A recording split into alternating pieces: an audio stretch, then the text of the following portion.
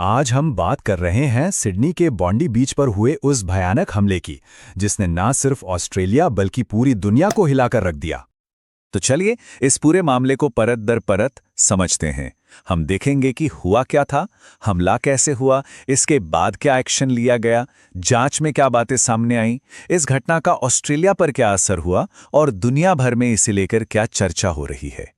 आइए सबसे पहले इस घटना के उन तथ्यों पर नजर डालते हैं जो अब तक सामने आए हैं। देखिए, सबसे पहली और सबसे अहम बात जो सामने आई वो ये है कि इसे एक आम गोलीबारी नहीं बल्कि आधिकारिक तौर पर यहूदी समुदाय पर एक आतंकवादी हमला करार दिया गया है, और यहीं से इस पूरी घटना की गंभीरता का अंदाजा लग जाता है। और इस हमले की कीमत बहुत भारी थी। कम से कम 12 लोगों ने अपनी जान गंवा दी, जिसमें एक हमलावर भी शामिल था। ये आंकड़ा वाकई दिल दहला देने वाला है। ऑस्ट्रेलिया के प्रधानमंत्री एंथनी एल्बनीज के इस बयान से सरकार का रुख बिल्कुल साफ हो जाता है। उन्होंने इसे सीधे सीधे यहूदी विरोधी आतंकवाद कहा, जिसने देश के दिल पर चोट की है। तो अब सवाल उठता है कि यह सब हुआ कैसे? उस शाम वहां मौजूद लोगों ने क्या देखा, क्या महसूस किया? शाम के करीब 6:40 पर पहली गोली की आवाज आई। चश्मदीदों के मुताबिक अगले 10 मिनट तक लगातार 40 से 50 राउंड गोलियां चलती रहीं। 2 हमलावर थे जिनके पास सेमी ऑटोमेटिक हथियार थे, और आखिरकार पुलिस ने दोनों को ढेर कर दिया। आप बस कल्पना कीजिए उस दहशत की। एक चश्मदीद ने बताया कि कैसे लोग बदहवास होकर भाग रहे थे और चिल्ला रहे थे कि शूटर लोगों को मार रहा है। वो मंजर कितना खौफनाक रहा होगा।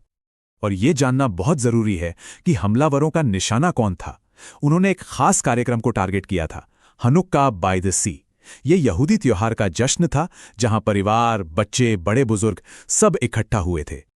अब बात करते हैं कि इस हमले के फौरन बाद क्या हुआ।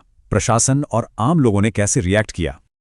देखिए, पुलिस के रिस्पॉन्स टाइम को लेकर थोड़ी अलग अलग बातें सामने आई।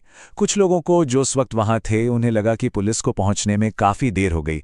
वहीं दूसरी तरफ सुरक्षा विशेषज्ञों का मानना था कि अधिकारी बहुत तेजी से घटनास्थल पर पहुंचे थे।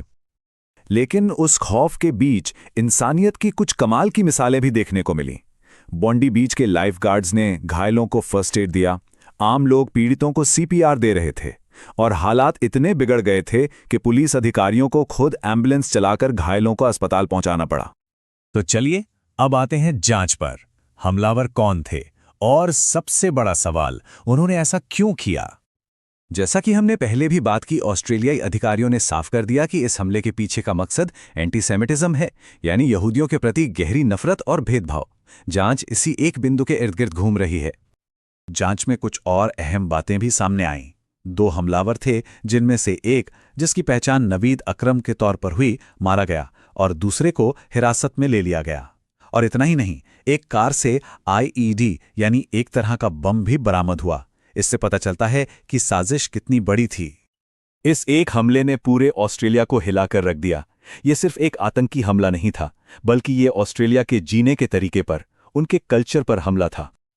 और इस सदमे की एक बहुत बड़ी वजह है ऑस्ट्रेलिया के सख्त बंदूक कानून। 1996 में एक बड़े नरसंहार के बाद वहां इतने कड़े कानून बनाए गए कि सेमी ऑटोमेटिक हथियार रखना लगभग नामुमकिन है।